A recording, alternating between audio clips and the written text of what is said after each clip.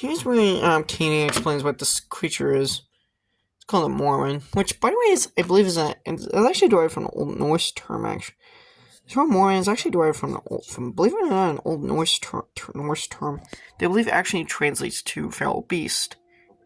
I think it means an old kind of Norse term for feral beast. Now, I'm not the biggest expert on Old Norse, but Mormon. Now, I believe in the trivia page for this movie, I actually mentioned it. Mormon is an actual Old Norse term for feral beast.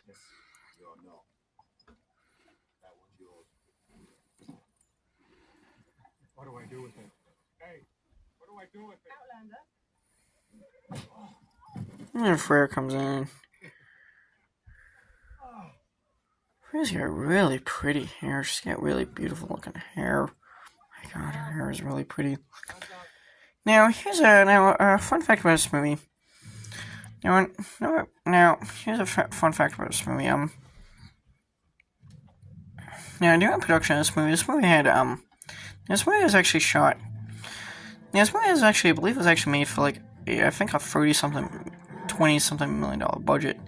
However, it only made back, I think like seven point something million dollars worldwide. So it was a box office bomb. It barely made its budget.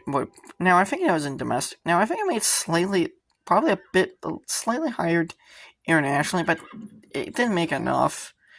It actually didn't make enough money to cover for its production costs, for its production to cover its budget.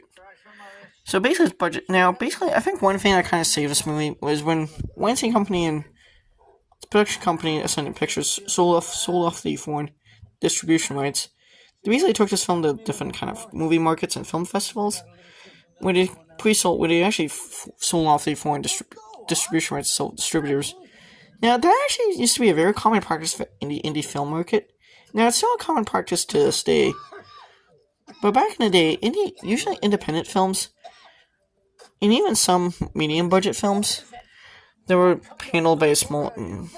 would sometimes often be taken to movie marts, which are basically international, basically film festivals. Where movies could be sold to major distributors. To various different distributors, where basically they would be sold for a certain amount of money. They could be sold where production companies could take films to sell to different distributors across different countries. Was a man who lived so far north.